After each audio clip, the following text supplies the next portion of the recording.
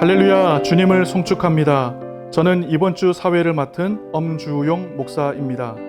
이번 주도 코로나19로 인해 이웃의 건강과 교회의 덕을 위하여 각 처소에서 영상 예배 모임을 가집니다. 이 시간 모두 마음을 모아 예배함으로 주님께 나아가길 원합니다. 먼저 주님께 노래로 우리의 신앙을 고백하는 여는 찬양 시간을 함께 하겠습니다.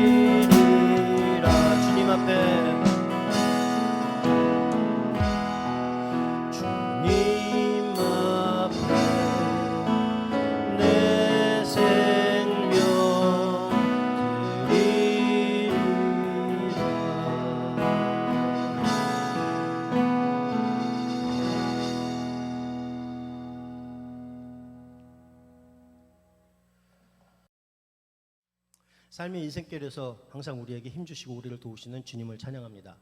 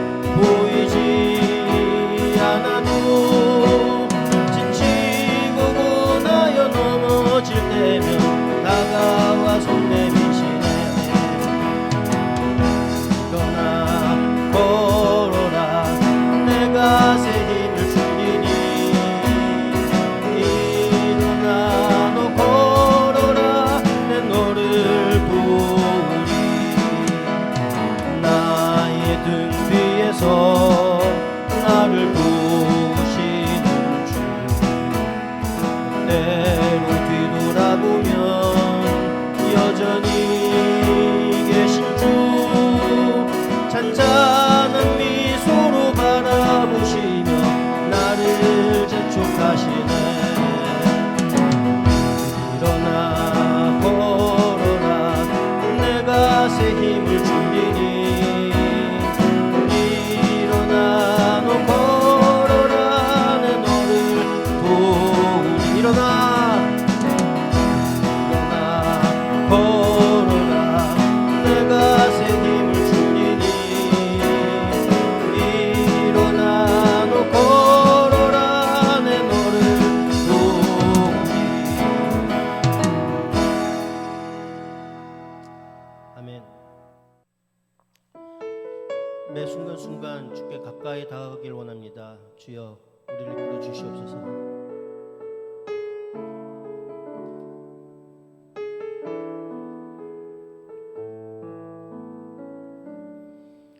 주께 가까이 날 이끄소서. 간절히 주님만을 원합니다. 채워주소서. 주의 사랑을 진정한 찬양 드릴 수 있도록 목마른 나의 영혼 주를 부르니 나의 맘 만져 주소서. 주님만을 원합니다. 더 원합니다. 나의 맘 만져 주소서. 다시 한번 찬양하시겠습니다. 주께 가까이 날 이끄소서. 간절히 주님만을 원합니다. 채워주소서. 주의 사랑을 진정한 찬양 드릴 수 있도록 목마른 나의 영혼 주를 부르니 나의 맘 만져 주소서. 주님만을 원합니다. 더 원합니다. 나의 맘 만져 주소서. 목마른 나의 영혼 주를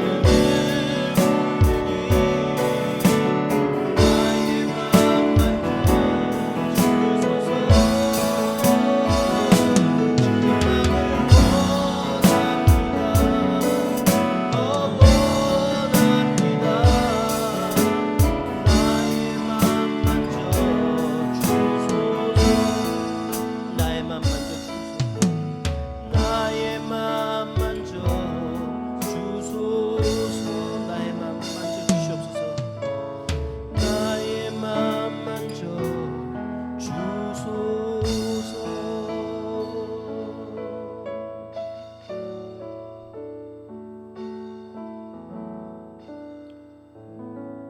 아멘.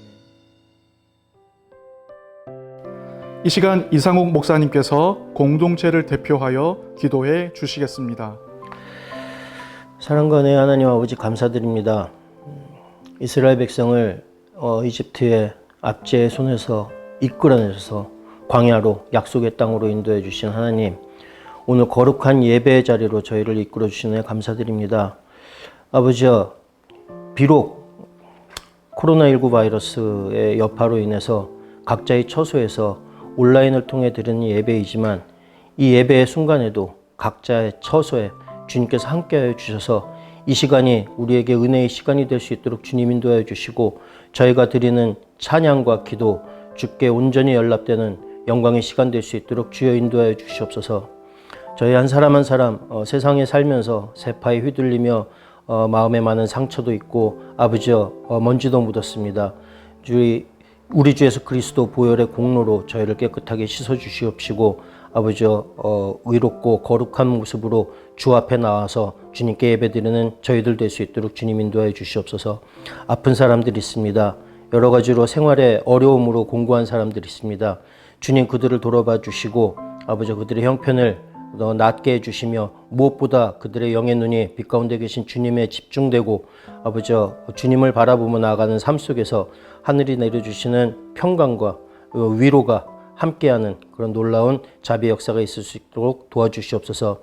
아버지 이 시간 하나님의 말씀을 대언하시는 우리 강동희 목사님 입술을 주장하여 주시어서 아버지 그 말씀 속의 역사에서 저희 한 사람 한 사람 듣는 모두가 주님의 이 성령 하나님의 역사로 인해서 저희가 좀 더 깨어나고 아버지 저희 영이 좀 더 성숙해지고 주님의 말씀에 대한 갈급함이 살아나고 아버지 복음의 감격이 더더 불타오르는 그런 저희들 될 수 있도록 인도하여 주시옵소서. 알게 모르게 보이는 곳에서 보이지 않는 곳에서 예배를 돕는 손길들 주님 기억하시고 축복하여 주시옵소서. 예배 끝까지 아버지 이 각자의 처소에서 드리는 예배지만 집중해서 온전히 주님만 바라보고 나아가는 그런 시간 될 수 있도록 주여 인도해 주시옵소서. 감사드리며 우리 주 예수 그리스도 이름 받들어 기도하옵나이다. 아멘. 그들 소식을 알려드립니다. 다음 주 대표 기도는 강대룡 목사님께서 해주시고 금주부터 티타임 바이블 사도행전이 시작됩니다. 많은 참여를 부탁드립니다. 다음 주부터 교회 처소에서 모여 예배를 드립니다. 서로 방역 수칙을 잘 지키며 예배하기를 원합니다. 이 시간 강동희 목사님께서 말씀을 증거해 주시겠습니다.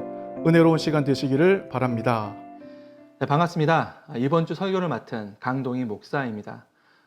이번 주는 누가복음 24장 45절에서 48절 말씀 그리고 사도행전 1장 8절 말씀을 본문으로 변화된 사람들의 기적, 증인 행전이라는 제목으로 말씀 함께 나누도록 하겠습니다. 먼저 오늘 본문 말씀을 같이 읽겠습니다. 이에 그들의 마음을 열어 성경을 깨닫게 하시고 또 이르시되 이같이 그리스도가 고난을 받고 제3일에 죽은 자 가운데서 살아날 것과 또 그의 이름으로 죄 사함을 받게 하는 회개가 예루살렘에서 시작하여 모든 족속에게 전파될 것이 기록되었으니 너희는 이 모든 일의 증인이라. 오직 성령이 너희에게 마시면 너희가 권능을 받고 예루살렘과 온 유대와 사마리아 땅끝까지 이르러 내 증인이 되리라 하시니라. 아멘. 네, 삶의 적용을 위한 성서 해석 주석을 보면 사도행전에 대하여 다음과 같이 소개하고 있습니다. 사도행전은 모든 것이 담겨 있다. 초자연적인 개입, 놀라운 기적, 권능의 설교, 아슬아슬한 탈출, 고난의 순례, 생과 사의 고비, 법정 드라마, 스릴 만점의 구출, 액션, 미스터리, 그리고 모험. 사도행전은 우리에게 강한 인상을 주고 상상력을 불러일으키고 감동을 줄 것이다. 사도행전은 엄청난 이야기이며 대단한 읽을거리다. 그리고 그것은 사실이다. 아지스 베르난도의 NIV 적용 주석의 내용도 같이 한번 소개해 보겠습니다. 어떤 학자들은 사도행전을 신약 성경에서 가장 중요한 책으로 간주하거나 복음서와 서신서 사이에서 중추적인 역할을 하는 책으로 적어도 여긴다. 사도행전은 기독교 운동의 기원과 성장을 기록하면서 우리에게 첫 신자들이 기독교인의 삶을 어떻게 살았는지를 말해준다. 사도행전은 승리와 시련과 열정과 역동적이게 한 능력의 근원을 포함하여 기독교인의 메시지와 사역과 삶을 묘사한다.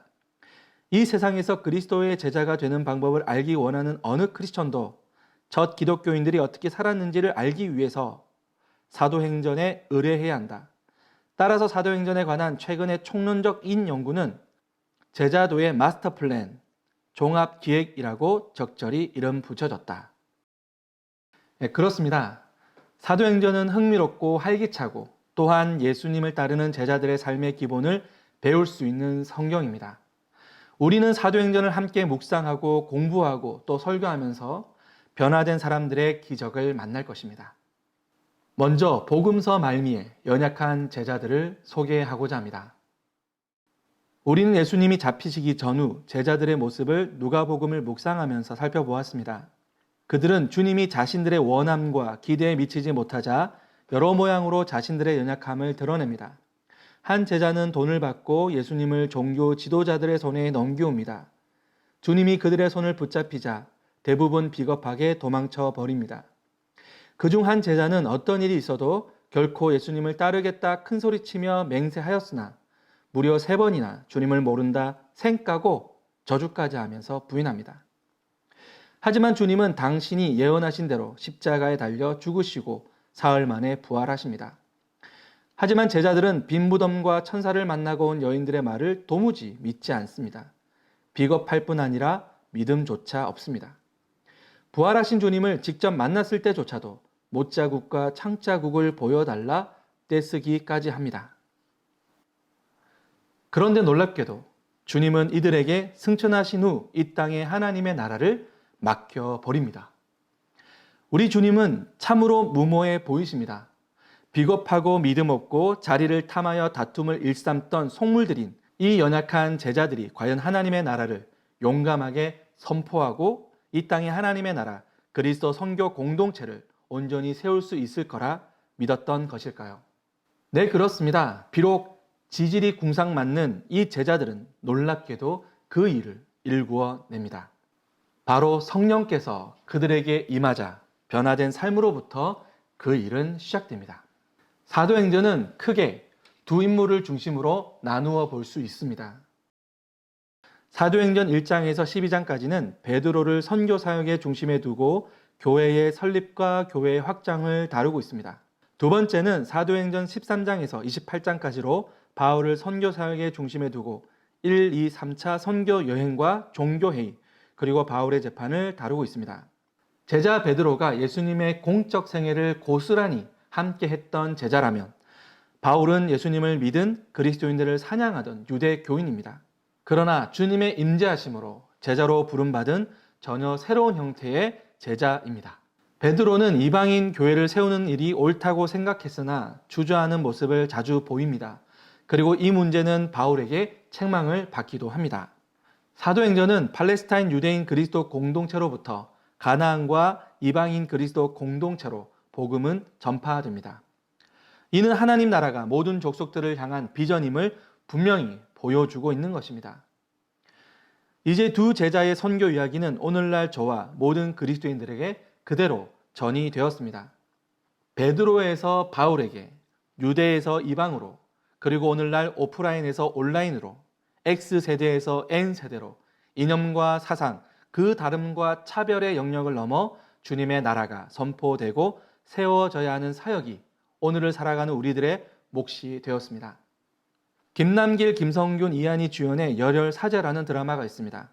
부패하고 타락한 권력과 자본들이 죄를 출세 방편으로 삼아 세상을 지옥으로 만들어갈 때 과거의 실수로 아픔을 간직한 한 신부가 자신이 가진 재능으로 그들과 맞서 싸우는 이야기를 담고 있습니다. 이 드라마를 재밌게 보는 중 한 대사가 제 귀를 통해 심상에 꽂혔습니다. 자는 사람을 깨우기는 쉬워도 자는 척하는 사람은 깨우기 너무 어렵다라는 말이었습니다. 작금의 세대는 그 어느 시대보다 선교적 위기에 처해 있습니다. 그 이유는 교회와 그리스도인들이 진리에 대하여 모르고 있기 때문이 아니라 모르는 척하고 싶어하기 때문입니다. 드라마의 주인공은 목숨까지 건 자신의 희생으로 주변의 사람들을 변화시켜 갑니다. 참된 회개가 없는 공허한 말뿐인 고해 성사를 배척하고 당당히 자신의 죄의 대가를 치르려는 용기 있는 사람들로, 비록 천대받고 무시당하는 삶이지만 사랑하는 사람들을 위해 아낌없이 내어줄 줄 아는 소비된 고통을 인내하는 사람들로 그렇게 기적처럼 변해갑니다. 에이 목사님, 드라마는 드라마이지 않습니까? 라고 생각하십니까? 맞습니다. 드라마입니다. 하지만 성령의 충만을 받은 주님의 제자들은 이보다 더 놀라운 변화로 세상을 변화시켜 왔습니다. 굶주린 사자도 불타는 십자가 형틀도 차명으로 서슬푸른 칼날도 결코 예수 그리스도만이 참된 구원이라는 복음의 선교적 발걸음을 막을 수 없었습니다. 성령의 충만을 받아 원수를 향한 그 불타는 사랑을 무기 삼은 그들은 그 어떠한 권력도 그 어떠한 문화도 막을 수 없었습니다. 자, 어떻게 해야 성령 충만한 선교적 삶을 살아낼 수 있을까요? 오늘 본문 말씀에 그 비결이 고스란히 담겨져 있습니다. 다시 한번 오늘 본문 말씀 같이 읽겠습니다. 이에 그들의 마음을 열어 성경을 깨닫게 하시고 또 이르시되 이같이 그리스도가 고난을 받고 제3일에 죽은 자 가운데서 살아날 것과 또 그의 이름으로 죄 사함을 받게 하는 회개가 예루살렘에서 시작하여 모든 족속에게 전파될 것이 기록되었으니 너희는 이 모든 일의 증인이라. 아멘. 첫째, 그리스도의 고난과 죽음 그리고 부활을 믿는 것입니다. 당연해 보이지만 결코 이 사실을 믿고 따르는 자들을 찾기는 여간 쉽지 않습니다. 우리가 교회를 통해 배워야 할 것은 잘 먹고 잘 사는 세상 처세가 결코 아닙니다. 나의 원함을 위한 간절한 기도문도 아닙니다. 공생애를 통해 보여주신 주님의 가르치심과 그 생애를 배우는 것입니다. 부활의 기쁨을 배웠다면 십자가의 고난과 죽기까지 순종하신 자기 포기와 내려놓음도 배우고 실천해야 합니다. 둘째, 죄 사함을 받게 하는 회개를 이루는 것입니다. 양심을 가볍게 하기 위한 눈물과 통성 기도는 감정 배설일 뿐 하나님과 아무런 상관이 없습니다. 참된 회개는 하나님 앞과 자신의 잘못으로 인해 상처받고 고통당하는 그 사람 앞에 무릎 꿇고 눈물 흘리는 것입니다. 주님은 세리장이 삭개오를 통해 무엇이 참된 회개인지 분명히 알려주셨습니다. 우리는 삭개오에 대하여 모르는 것이 아니라 모르는 척 하고 싶은 것입니다. 나의 회개가 그와 같기를 원치 않기 때문입니다. 셋째, 참된 회개는 자신을 관통하여 세상으로 뻗어나가야 합니다. 마이클 프로스트와 크리스티아나 라이스 공저의 일주일 내내 교회로 살아가기 위해서 교회 공동체의 정체성에 대하여 다음과 같이 진술하고 있습니다. 우리는 믿음과 화해의 공동체로서 함께의 모임으로서 우리의 신성한 부르심, 즉 하나님께서 이 세상에 태동시키시는 새 창조의 표지가 되라는 신성한 부르심을 구현한다. 이것이 바로 우리의 집단 정체성이다. 그리고 이를 통해 우리는 이 세상을 변화시키고 다음 세상을 고대하는 하나님의 역사에 참여한다. 오늘 이 시대는 참으로 망가져 가고 있습니다. 빈부의 격차는 더욱 커져가고 지구를 수십 번 파괴할 수 있는 무기들은 옥탑에 십자가 네온사인 만큼 늘어가고 있습니다. 인간의 탐욕은 하나님의 피조 세계를 파괴합니다. 그 결과 기후변화는 30년 뒤 지구 종말의 1순위를 차지하였습니다. 이러한 세상 속에 지금까지의 교회는 종교적 정치적 행위만으로는 더 이상 새로운 세상을 탄생시킬 수 없음을 분명히 알게 하였습니다. 이제 우리는 왜 사람들이 교회를 떠날까? 왜 젊은이들이 더 이상 복음에 감격하지 않으며 주님의 제자로 헌신하지 않을까? 알아내려고 애쓰지 말고 지금 당장 교회의 어느 부분이 망가져 있는지, 참된 교회가 되기 위해 우리는 무엇을 포기해야 하는지, 무엇에 집중하고 헌신해야 하는지 다시 원점으로 돌아가야 할 때입니다. 한없이 연약하고 문제 많았던 제자들이 주님의 말씀에 순종하여 그의 삶이 온전히 헌신되어질 때 주어진 성령의 충만이 오늘 하나님의 나라를 꿈꾸며 이 자리에 함께한 모든 제자들에게 충만히 임하시길 간절히 축원합니다. 우리 사도행전 1장 8절 같이 한번 읽어보겠습니다. 오직 성령이 너희에게 마시면 너희가 권능을 받고 예루살렘과 온 유대와 사마리아 땅끝까지 이르러 내 증인이 되리라 하시니라. 아멘. 우리 모두는 증인입니다. 우리의 삶이 하나님의 나라를 보여줍시다. 기도하겠습니다. 이제는 우리 주 예수 그리스도의 은혜와 하나님 아버지의 극진하신 사랑과 성령 하나님의 내재 충만 인도 보호하심이 예수 그리스도의 참 제자가 되어 성령의 충만을 받아 삶의 변화를 통하여 하나님의 나라를 보여주고 전하기를 기대하는, 소망하는 모든 주의 백성들 머리머리 위에 이제부터 영원히 함께 하시기를 나사렛 예수 그리스도의 이름으로 간절히 축원하옵나이다. 아멘.